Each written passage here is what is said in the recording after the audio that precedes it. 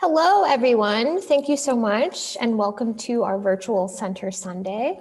We're really excited to be here today with Jory Drew, one of our Black Consortium Flex resident artists. This month, they have been making a lot of work and having conversations within their studio. And you guys are definitely in for a treat because we have a very unconventional studio visit that we're going to be doing today. Jory Drew will be in a conversation with death in the studio. In his final days as resident of Hyde Park Art Center, Jory Drew was visited by the Grim Reaper for an impromptu studio visit. Reckoning with the end, Drew welcomed this conversation as a creative prompt to promote change and foster growth within his artistic practice before concluding his residency. And let me tell you a bit about Jory. Jory Drew is an interdisciplinary artist and educator based in Chicago, Illinois. Their work reckons with the social constructions of race, gender, and love, which influence the economic, legal, and political conditions that subsequently manifest and determine the lives of Black people. They have exhibited locally and nationally and have participated in residencies at ACRE in Steuben, Wisconsin, and Chicago, Illinois, Open Kitchen in Milwaukee, Wisconsin, Hot Box in Austin, Texas as well. They are currently a co-lead artist for the Teen Creative Agency at the Museum of Contemporary Art, Chicago, and may also be recognized as co-founder of F4F, a domestic venue in Little Village, and a co-organizer of Beauty Breaks, an intergenerational beauty and wellness workshop series for Black people along the spectrum of femininity. With that, I'm going to give it over to Jory and the Grim Reaper. Thank you so much, Sierra. And thank you, Grim Reaper, for making time in your busy schedule to come to the studio today. Oh, it's my pleasure, Jory. How's it been? You know, I've been well. It's been a busy time these days, but I'm happy to talk to you, happy to have a moment in your studio with you. It's my pleasure. Well, that makes me feel good. It's been a while.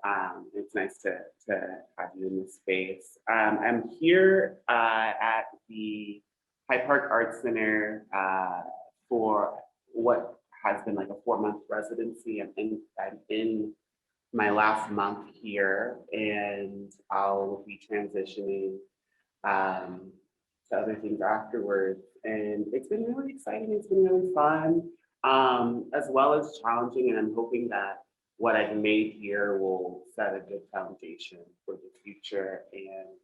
And I'm excited to talk to you about it. Yeah, Jory, I wanted to maybe start off just by asking you, maybe dealing with the elephant in the room is, why were you interested to talk to me? Why were you interested to summon me today to your studio? I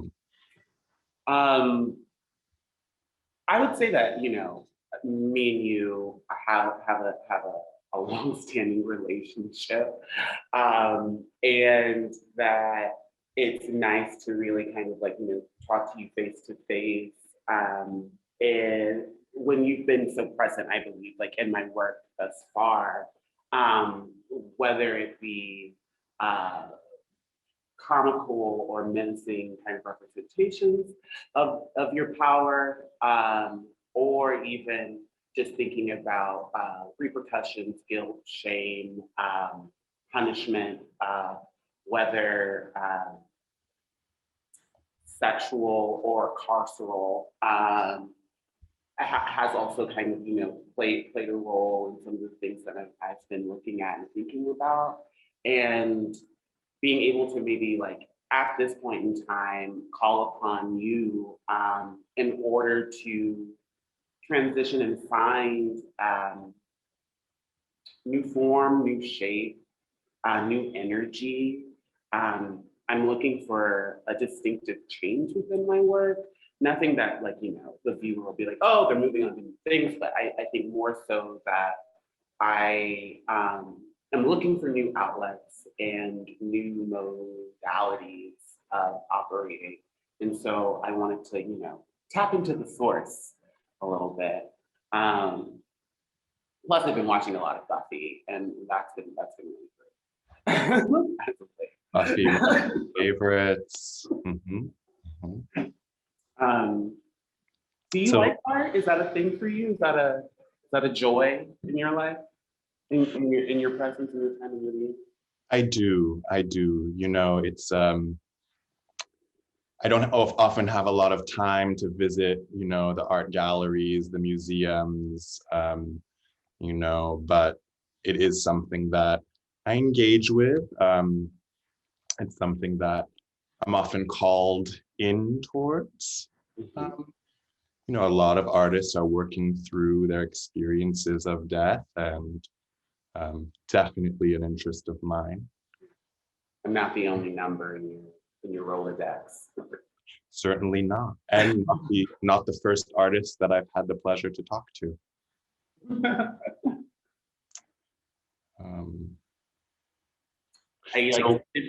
Sorry.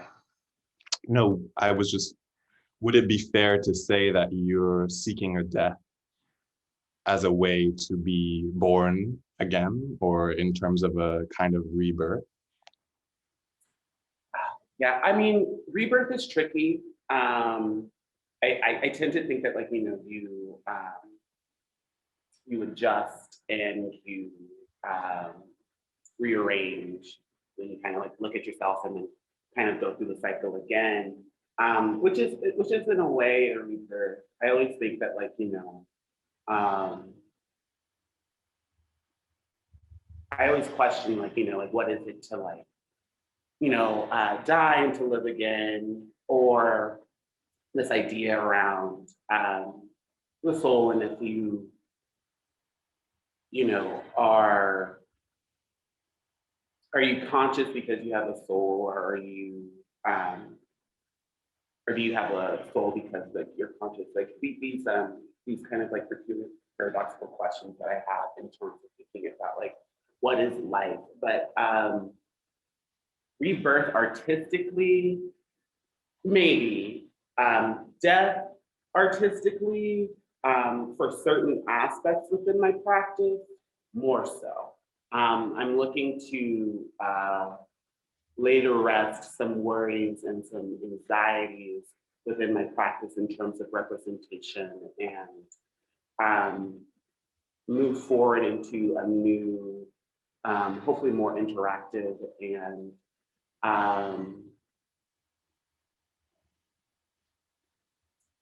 I wouldn't say like fuller work, that I can see myself more so in, rather than trying to make work for other people. You know, I'm making work more for myself, and it being more of a cathartic release that I can use to talk about issues within my life, rather than just wholeheartedly having some sort of like research practice and then just, how do I say, photocopying, or having a one-to-one relationship. I'm not really trying to look for that anymore. I want something that's a little bit more fuller, something that people can fall into, and swim in. So maybe we can talk about some of those things that you're moving away from, and maybe talk about some of these concerns around representation that I even sense when I encounter your work. One of the things that becomes really clear to me is there's usually a kind of absence of body, even though it's so present in your work. An absence maybe of the corpus, or the corporeal, but the body is there. It's there in the gesture. It's there in trace, in handprints, or in the ceramics. There's no shininess. You can see where you've touched the material and molded it. You're there sometimes as a document in terms of a photo of a part of your body, which is maybe the most explicit bodily that we get. And you're also producing a kind of body out of language. So there's all these different ways in which I think body is showing up. And I wonder just if you could think about or talk about this appearance and non-appearance of the body in your work and kind of what that means to you in terms of representing a body or not. Yeah, most definitely. I think, well, no, I don't think. In undergrad, I was making a lot of work. I went to school for photo. And so I would say that primarily I was a portrait photographer. And I was focusing on forlorn desire and taking photographs of people I had crushes on, to be frank, but also I would say mimicking and playing off of popular, famous, recognizable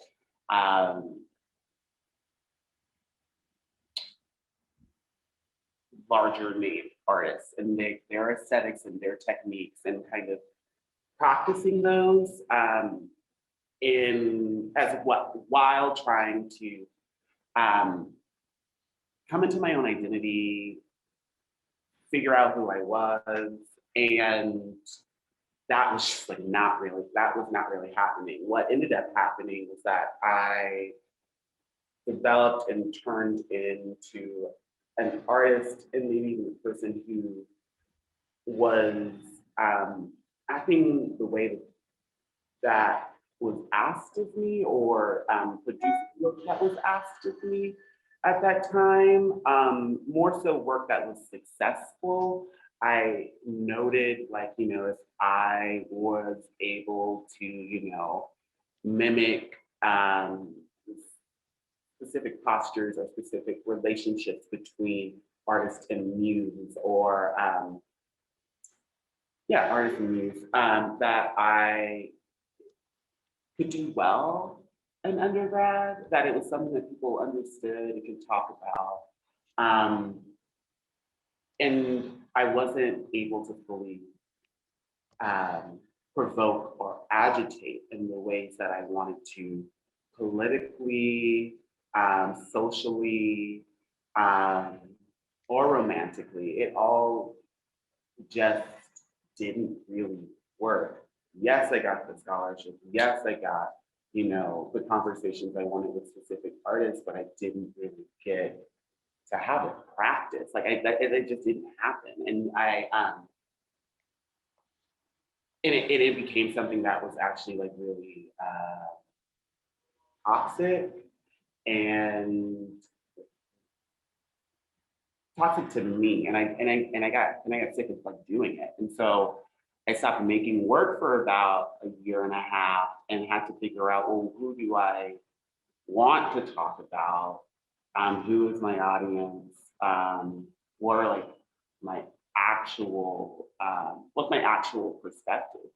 And then that moved me into picturing myself and trying to navigate that. And I think that I'm still doing that to some extent, but a lot of the work that I've been making recently has been around, or in the last few years has been around me really trying to self-identify, either by literally putting myself into a particular power dynamic or frame, and creating new circumstances for my body in art. What is it for me to make objects that feature my nude body and to sell not only the image of myself, but like, my clothing? What is it to become packaging in that way? What is it to misrepresent myself or disrepresent myself in images, and to merge. I thought a lot about shadows. I thought a lot about mirroring. And the thing is that like, as many bodies as there are, and how they seem to maybe form into each other or out of each other, the figures or myself aren't really being touched. Or are touching. There's no actual like intercourse. I would say that like a lot of my images are sexy, not sexual. You know, like there seems to be a flaccidness or misplaced directions where they're like, you know, facing downwards or like going towards and like an outer empty space and not towards each other, even if there are pairings and couplings that are happening within my sculptures and in my images. And so there's a lack of intimacy. And I think that the trace marks of my body, whether it be from my hands or from like, the crevices of my folds in terms of the clothing works, that's where the touch is, which is, I mean, like I'm the artist who's making this stuff, and it's like sometimes they sell, sometimes they don't, but I'm living with these things, and so I'm living with my own residue in a way, and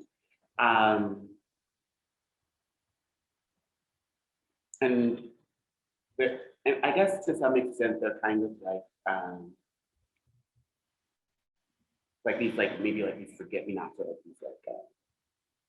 these started kind of like bones of sorts of like the try to they end up kind of being memories of the process of making and hopefully containers for whatever amorous type of feelings or situations that I'm in due to, you know, my own lack of intimacy and my own misunderstandings and confusion around love and like what that looks like and how that works and what does it mean to be like, you know, a good partner. Like I think that like while making a lot of this work, I was still kind of I'm still figuring that out, but I was a lot worse. And so but they also contain that, which is something that also is scary. While also familiar and intimate. That was a lot, I rambled. Perfectly all right. I mean, one of the things I want to know is maybe, is it fair to say there was a kind of decentering or there was a choice to which bodies you wanted to be addressing in your work? Mm-hmm. I would say that like a big change in, when you say centering, that really like, you know, livens some things up because a lot of my work is very asymmetrical, it's very off-centered. And for a while that was, I mean, really lack of skill and technical expertise, but I'm pushing more into that now and purposely gesturing towards the odd angle or the off-center or asymmetrical compositions, primarily because I'm really interested in Melissa V. Harris Perry's Sister Citizen and their claims that their theories and their work around the crooked room and in their interpretation, how Black women are misrepresented or sometimes dissemble themselves into these stereotypes in order to find power within this kind of systematic oppression of like the Black femme body in America and the world in general.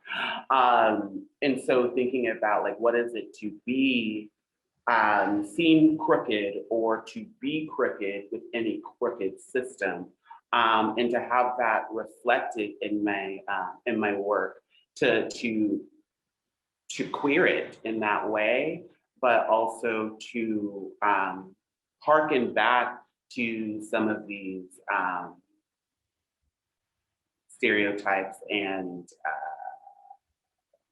I would say defamatory statements around, like, Aunt Jemima or Uncle Tom or Mandingos or the angry Black woman, and bringing that into this space to have a conversation around that, while also thinking about it consensually within BDSM culture and finding pleasure within that, I would say, like period or history play, in that ideas or reckonings with past ancestry or ideas of self, changing up power situations. Jennifer C. Nass also writes about that in The Black Body in Ecstasy, and thinking about ways to find power and to find pleasure in some of this stereotypical language and classifications, really, of the Black body. And so, yeah, being off-centered, being funky, being textured, off-color, it's fun and purposeful, and I think really within this this residency, I've been able to maybe try to start harnessing some of that instead of being afraid of it. And again, like, moving past these anxieties and these worries, and maybe trying to have a little bit more fun with who I am, while accepting, the past. Yeah, I mean, one of the things I'm thinking about is this idea of the crooked body or the crooked figure. And I think it's important to know that it's not just an abstract body or figure that you're bringing into the work. When it's you, it's a Black, queer, erotic presence, and one that is crooked, that we think about. What does it mean then to sort of find these proxies of a crooked body? Or I don't know if you're even thinking about the objects or the sculptures that you make as proxy, but what does it mean then to bring this kind of crookedness as proxy into your work? No, that's really interesting. You mean proxy, like in a sense of like proximity, or in a sense of like testing? What do you mean by proxy? I think I mean proxy by way of something that is a stand-in. Yeah. Something else. Because it's not always figures that you're trafficking in or people. It's sometimes text. It's sometimes just letters or material figures. Especially like with the Imagine My Body piece. Totally. I would say that early on, I was really interested in facades. I was really interested in glass curtains, and thinking about really photographs as two-dimensional objects. For a while, I was making a lot of cutouts and using those to kind of bifurcate space, but then also create absent representations of masculinity, Blackness, void, loneliness, confusion and stupidity as well. I think that I used, you know, the cutout for a while, and I hadn't even thought about that. Wow, thanks for bringing that up. And so it's interesting to think about how that's developing now in a sense of placing superficial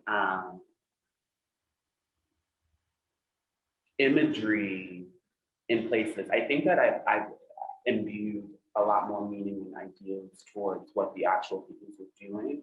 It would be interesting to think about how, in some of the research that I've been doing around the Riverview Amusement Park, how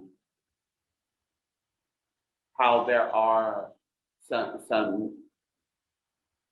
how there were images and facades and structures built to create an idea of a space, or to create, how do you, not symbols, but those things, I guess, symbolic imagery to use in space. But going back to proxy, I think that that's opportunity more so within the practice now to expand maybe on some of the methods that I had in the past around creating falsity, that I could play with more these days. Because I wouldn't say that, like, I would say that with the masculine resemblance works, that they are me, you know, but they are other people. And then it also is, you know, within the ceramic work, I'm thinking situationally. If it's working like as a proxy, then I would say that it is working as my attempt to bring to myself intimacy and attraction. But I wouldn't say that they are just for that. No, that's so interesting. I completely forgot about the cutouts. Mhm. I would say that with the Imagine My Body piece, which is more directly akin to some of my photographic work, that it does become a wall. I think about how one sees another person that they don't know, and maybe assume their identity, or try to read them as a person, for their own safety, for their own, you know, sexual interest, for their own, you know, especially now with COVID, there are obvious visual signifiers that really kind of help you to maneuver space if you're so inclined, and you're trying to maintain these restrictions or sort of boundaries. And with the Imagine My Body work, I was primarily thinking about, well, what is it to place your content in front of someone? What is it to read, to recite out loud while being read, and to be reciting what they are reading? So in a way, announcing yourself or reading yourself out loud while being investigated. And I want to move more forward with some of the Imagine My Body work, in a sense of also just more poetry in general. But it's interesting because that work was also made through a cut poetry situation with underwear ads, because I was still finishing off the underwear work, and I was trying to bring them together. And I was taking that text that I was finding in magazines and online and creating a situation for myself to be molded within, to be inhabited, to be born, to be dirtied, and to be asking for that. I think if we want to get into proxy and we want to talk about symbols and facades, I think that a lot of my work is really asking to be touched, and asking to be seen, and to, I mean, even to, be devoured, absorbed. But yeah, that's what that makes me think about. And that's kind of what's been happening, is that I've been asking for things and I haven't fully been getting it. And I've been continuing to make the work that allows me to express not only my concerns around these multiple topics, but my admission of things, and my fears. Yeah. Proxy. Thank you for that. I mean, yeah. I want to talk about now and the future as well, but I just do want to take a moment really quick around the past and talk specifically about the work I Want You, or the show I Want You. And because I think it encompasses a lot of what you're talking about here, just in terms of the genesis of that show sort of emerges out of a Marvin Gaye song, right? And I'm interested to hear more about where that show kind of came from. I think there's a lot to talk about in terms of like longing, and consumption in a way of like consumer culture or pop culture, pop music, and the lyrical, and also consumption in terms of being consumed by desire, being consumed by a lover, being consumed by a consumer as an object, as a product.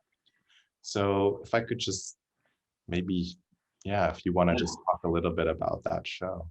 Totally. I mean, there's a lot that goes into that show. I wrote about really looking, at the teen idol magazines and the posters when I would go shopping with my grandmother.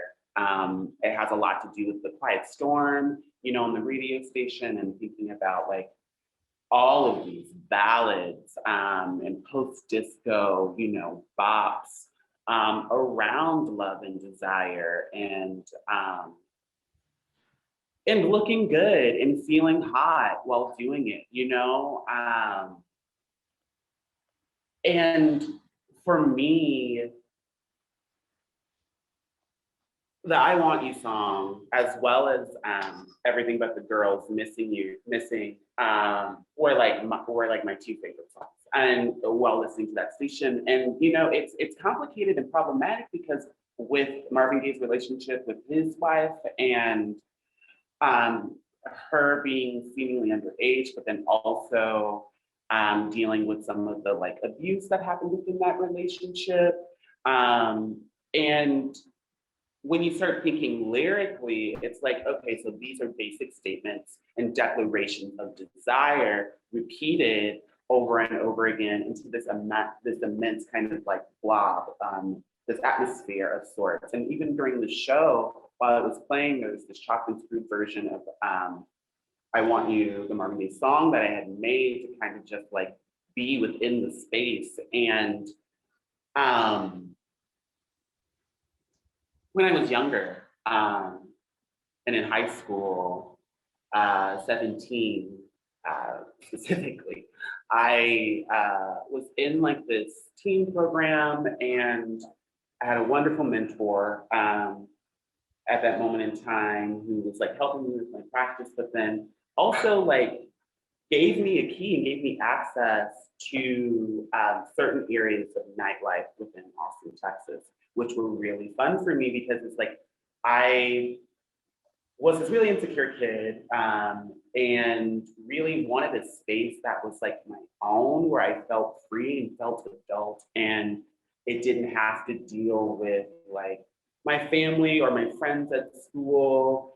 And I was in this atmosphere where I, was very much fooling people about my age because I was involved in artistic things around the city and volunteering in different ways. And so people never really knew my age because I wasn't the typical 17-year-old who was going on field trips. I like volunteered at the museum and was working there already, and kind of like moved into this like guise of sorts. And so I was interested and was approached by people who were older than me, but my mentor thankfully was very protective of me in those situations. But it didn't mean that I didn't want it. It didn't mean that I didn't want to like experience something that might have been, too mature to adult for me at that time for who I was. I don't know what would have happened in those situations. I'm interested in that, but I think that for me, and I only mention that because of some of the context within the social historical context of the I Want You song. But for me in the show, Forlorn Desire was something that I was being consumed by. I like worked myself into these states where I was just always wanting and always so emotional about like not having a boyfriend. I made up all of these goals for myself, like in high school. And when those didn't happen, I made all these goals in college and they weren't happening. And I just blamed myself. And so I began to put myself into situations where I could be desired, where I could be consumed, and where I could become someone's object of desire rather than searching for it. I could just become it. And also talk about the issues that come with representation of being a fat femme, queer Black boy within, society at large, and specifically, Chicago, which has an immense leather scene. And I I'm the Black femme who would like wear lace to like the leather daddy bar. Like it's a different situation with me because of my insecurities and because of how people are reading me. And I was angry and I was desperate, and I was becoming more and more knowledgeable of Lacan and thinking about like ways of imagining myself and placing myself in a particular situation of power that would, how do you say, starts with an I, but would bring the viewer to my body and implicate them in a situation, in a sexualized situation of me being a sex worker and me working towards creating funds for myself, while also empowering myself through image. And so there was a lot that happened there, and also within the space, I had these drywall, these walls built with these shelves, so that way when you're like entering the space, you're also kind of walking around it like it's the last chance section at the grocery store. And so being able to kind of like fill your basket with my goodies was something that I was interested And then mimicking that within the sculpture work. So if you didn't want, you know, a garment, you could get like a trinket. And it was a really fun show. Yeah, that was I Want You. Yes, I did have a visitation at that show, and I don't think anyone saw me, but it was incredibly powerful. So, so I do want to ask you how the past couple of months have been at Hyde Park Art Center, and how they kind of have or have not fit into this past that we're kind of addressing in terms of where your work was. And then maybe you can also speak to this kind of afterlife after this, where you moving towards. So how has it been, and when were you going? It has been a challenge, as well as a blessing. You know, it's been really great to like have this space to actually like see my work in a big white room with really good window light. I've been working in my attic, like what's also funny about like, you know, the paintings being so about touch is that like at times they just get a little dirty because I'm just like making things on the floor in my attic. And so it's been nice to kind of have a space to be able to kind of like place things nicely in a clean area for once. But it also, you know, has been challenging just because, like, you know, I don't drive. And so getting from my house to here was like a thing. And once that kind of like worked out, it was really kind of balancing my time between work and Epithet, which is now open and closes on April 30th.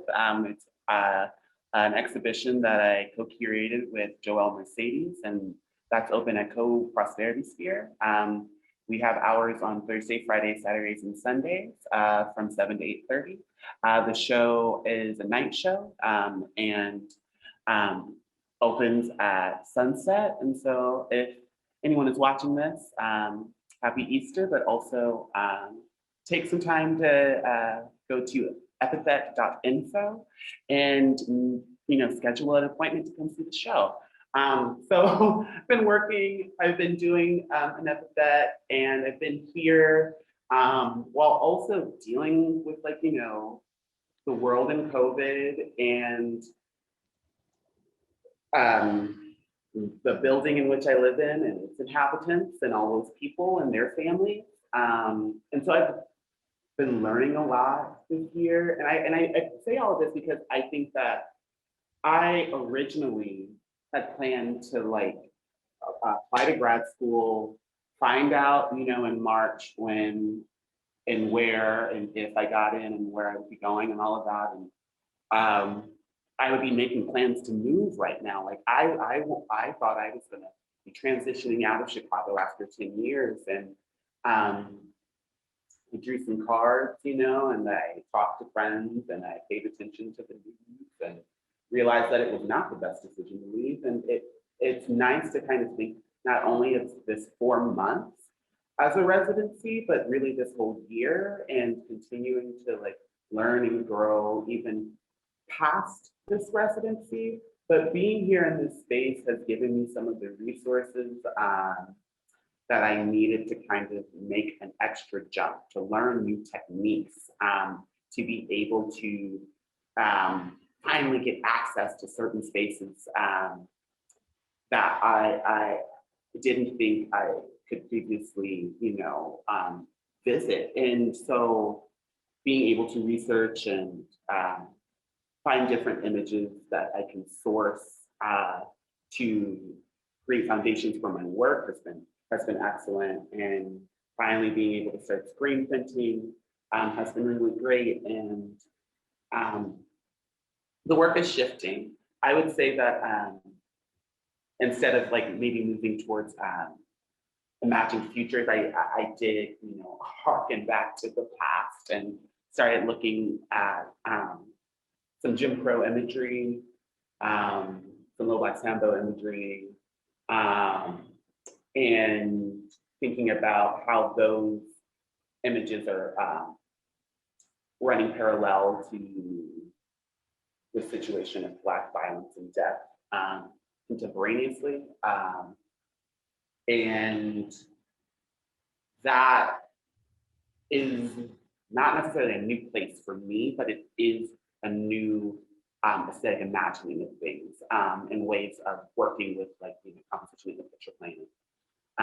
Thinking about these signifiers that people can, with knowledge, maybe read, but also create confusion and hopefully a need to ask questions, look for clarification, research things. So the residency has been good, but I would say that I am not just looking at this point in time as my only opportunity. Well, safe to say with the upcoming work, we'll be in conversation a lot more. You will be here. Yeah. This is really just a pre-meeting to my proposition to ask you to come back and talk to me again. Anytime, Rory, anytime. So death doesn't move, in terms of your time. So I'm just wondering, what time are we at? Do we have more time? I have more to say, but I just wanted to check in. I think that we still have about 25 minutes. I think that's as long as Hyde Park Art Center has given us to chit chat. Great. Mm-hmm. Mm-hmm.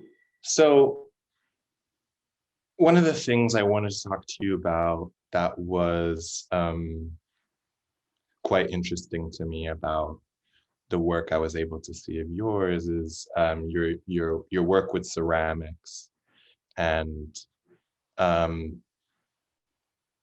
what I'm interested in is how you're thinking about working with this material, working with the kind of suggestive quality of the forms that you're making with the ceramics. Suggestive both in terms of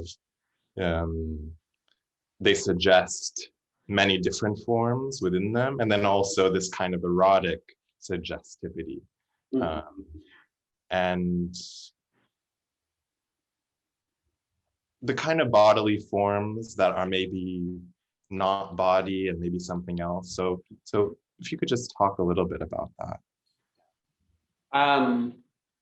I don't want my work to be just dicks everywhere, or castrated penises, or just nude figures all the time. Like, that is not what I'm looking for. What I'm looking for, though, is a discussion about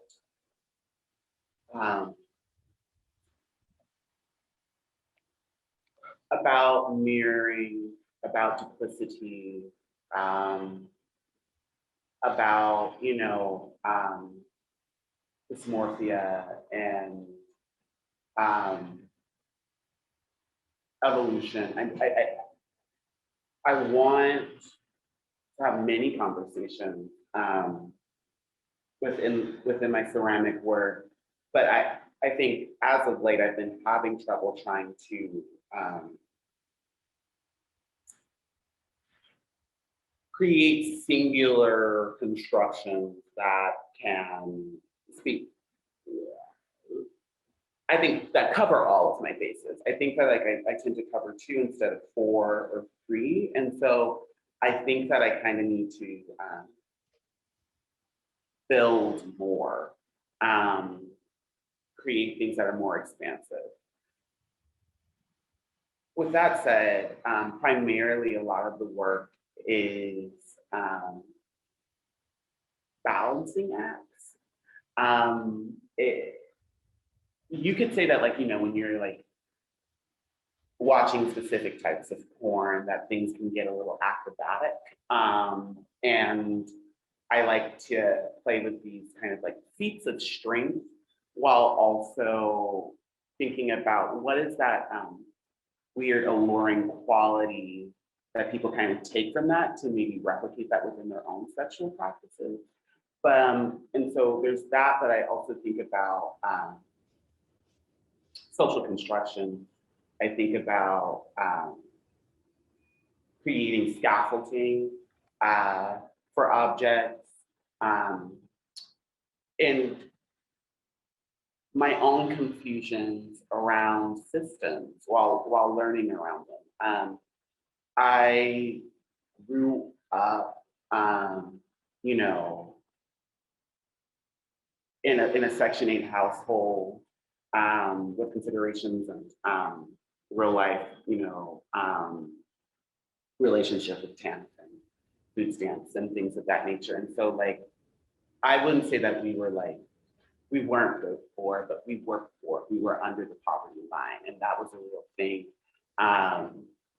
For my mother, who at the time didn't have the best relationship with my grandmother, we didn't really clear that up until in high school primarily. And so I think that for a while she felt alone and primarily responsible for all of the financial things that happened inside of the house. And so thinking about some of the works that I'm currently making in terms of replicating some of my childhood homes that we rented and stayed in long enough for my mother to actually pay for.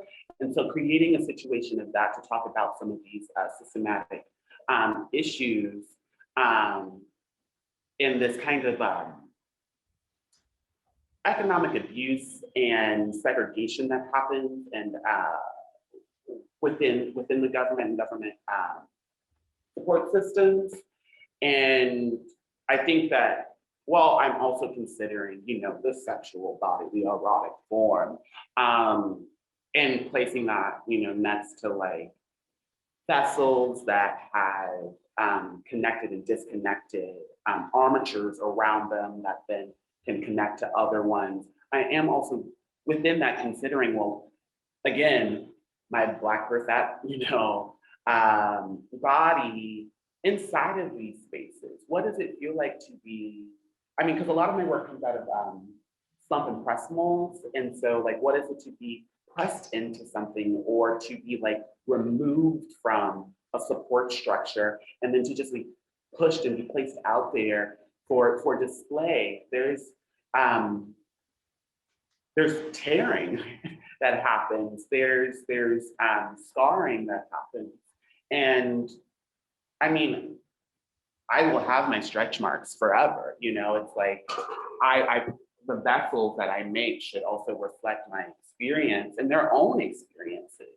The fact that, like, you know, my paintings are wrinkled, you know, like it's about this wear and tear process of survival and the constant ask and request of you to be presentable, to be respectable, to be, you know, within these spaces, worn and tired, and beautiful all at the same time.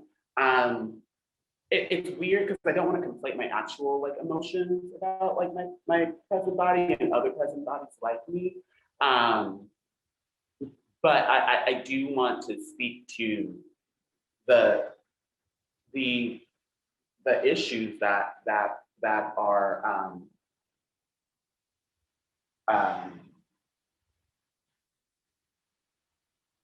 that are present, that are here, that are real. Yeah. So to talk about the ceramics in that way, they are bodies. They are structures. They are trying to reckon with my life lived as well as their own lives.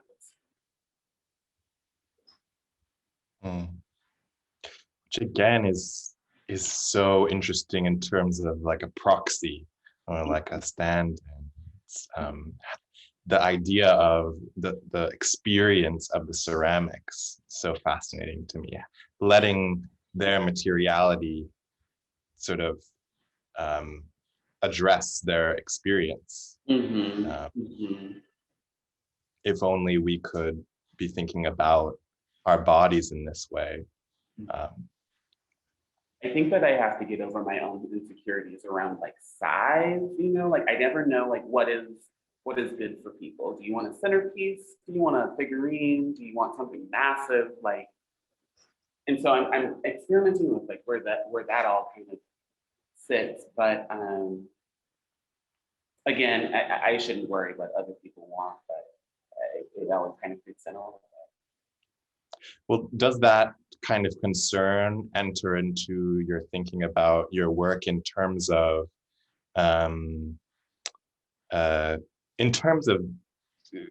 consumption or a logic of consumption that occurs when you're trafficking in objects, and you're thinking about a market maybe, or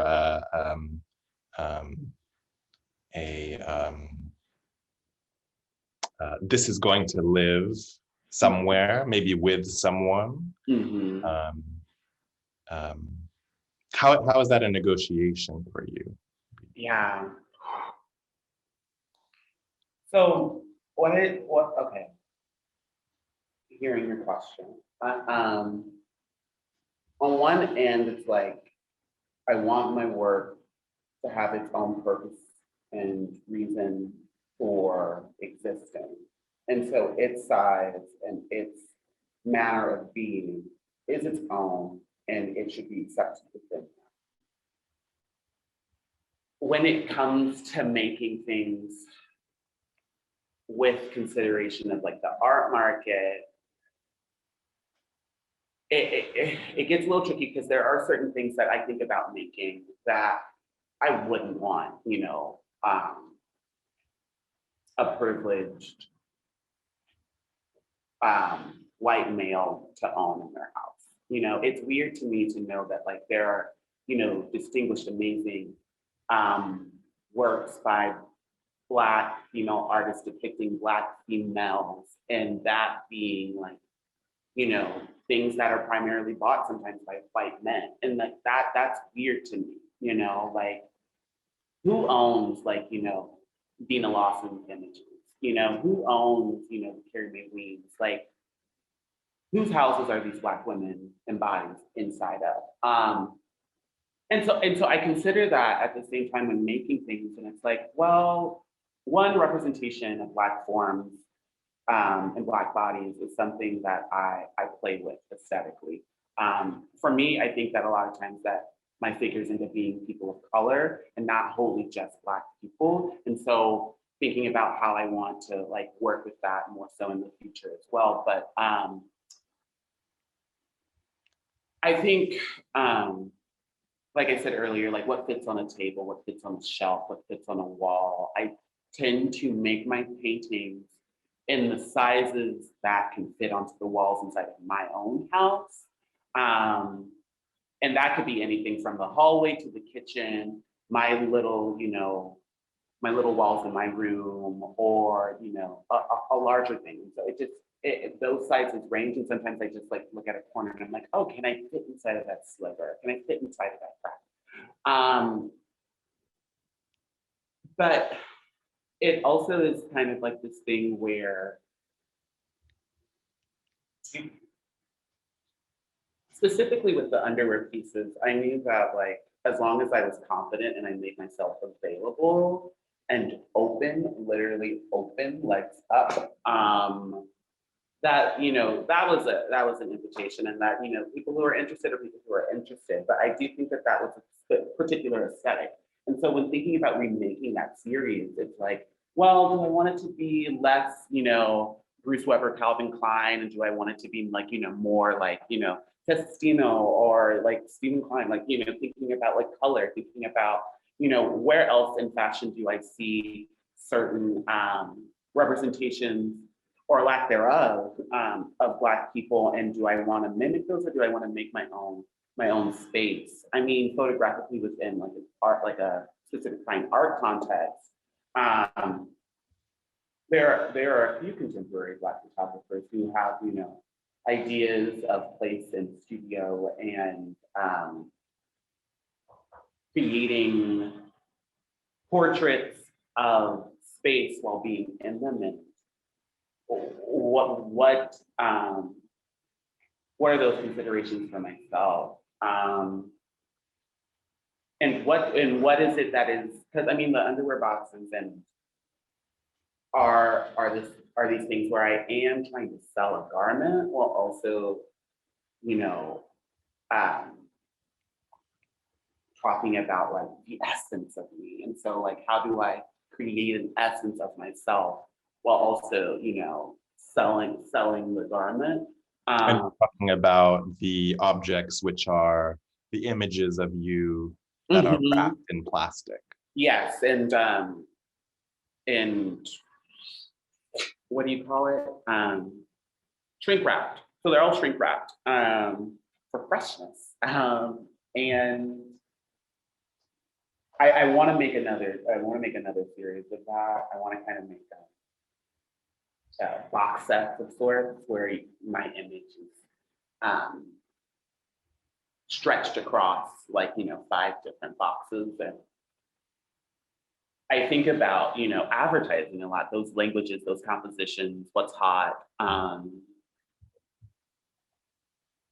I also think about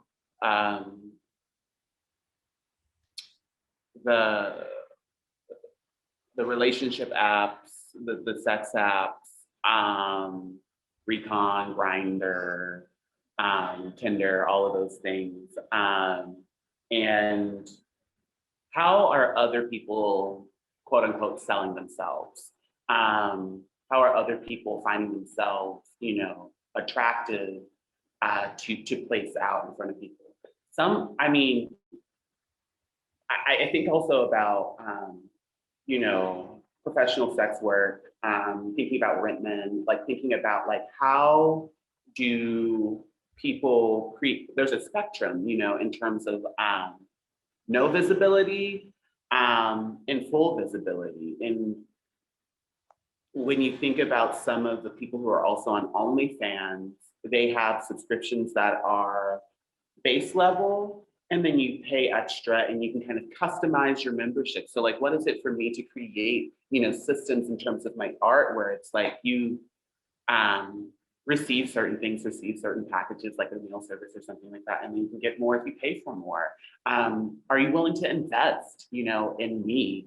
Are you willing to invest in other Black artists, especially those on the femme spectrum, especially those who aren't the standard generalized, you know, commercial bodies, and wanting to create space for people, you know, who do have disabilities, who are fat, who do, you know, cross, you know, multiple gender lines and have no desire to be specific at all. And you know, it's like, and to be happy and proud to stay founded in transition. And for me, that's like what I find interesting, to always be changing, to always be morphing into a better version of myself, a more equitable version of myself, more responsible and accountable version of myself, and knowledgeable, and hopefully being able to also show that through time with my body and with my work. To say like, oh, this is when I learned a little bit more about this specific issue and I was able to kind of change some things. And that's a lot of thought, which is why sometimes I kind of get stuck sometimes. But just considering, you know, what possibilities are out there in the world for people to monetize, you know, their life and their bodies and their interests into something that is real and full of joy and yeah, funded. Yeah, I mean, one of the things I think about when you're talking is this kind of complex web of longing that kind of exists. And there's a longing in terms of I'm putting myself out there and I want you to respond, or I want there to be a kind of transaction. Um, I, Mm. I'm longing for a kind of um, I'm longing to both consume and be consumed by um, the consumption of, and then to be consumed by, as it relates to like consumerism and capitalism maybe. Mhm. And then also there's sort of this social longing too. I'm Mhm. putting myself out there. Won't you respond in a dialogue, or um, won't you desire me? Uh, Mhm. I mean, true. I wouldn't say that there's a big difference for me.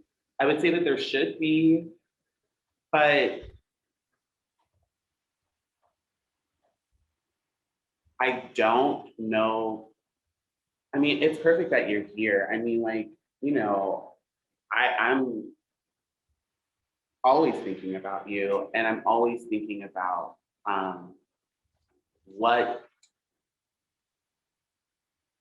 can one accomplish in their given 87, 100, 24, 65 years, you know, on this planet. And not necessarily even just accomplishments, but experience, like, you know, snow in April, or like a long-term, you know, 5, 10-year, 25-year relationship with a person, whether it be open or monogamous. It's like, I don't know that experience. And I want to make sure that I have some sort of, you know, log, um, to look back on for myself and to share with people. I mean, it is hard being alone, and to think of yourself as lonely within that space and unwanted, undesirable, um, villainized, um, to be ashamed, to feel guilt. Like it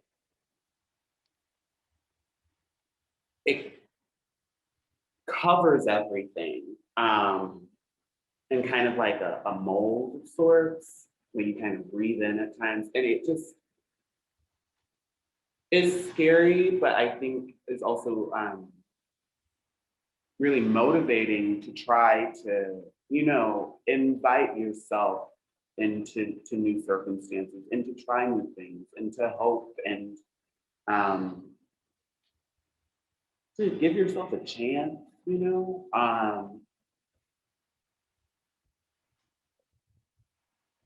I think, like, you know, especially with the pandemic and stuff, I was blessed enough to, you know, have the opportunity to read more, to exercise, to experiment, you know, in the community of like relatives and family and friends and stuff like that in responsible ways. And I'm just hoping to kind of take some of the things that I've been able to gain over, you know, 2020 and these last few months, and to bring it into a new understanding and appreciation. I think that, like, you know, gratitude has been something that's been really helpful for me lately, especially when I'm frustrated about, like, you know, my artistic endeavors or whatever kind of like, you know, pit stops I have to make in terms of my productivity. Um, because it because I used to think, and I do believe that my friends also thought this, because they told me, you know, that I wasn't going to be able to find love because a lot of my work was about the absence of it.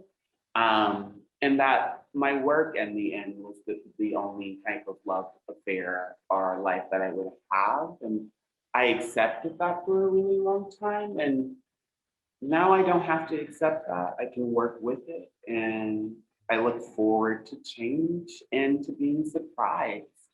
And if, you know, I'm not going to bring that person up, but if I end up like some other artist who didn't get an opportunity to kind of find that, like, you know, person, that's fine. But I know that I lived a life where I can be proud of the work that I made and know that I've changed in other ways. Not everyone gets it, but it's fun, nevertheless. Yeah, and no doubt you're continuing to do such important work that's addressing yourself, addressing more broadly desire in the world, addressing such important emotional, challenging, and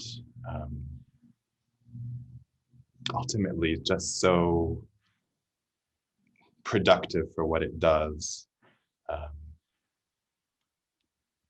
I'm so happy to constantly be in dialogue with you.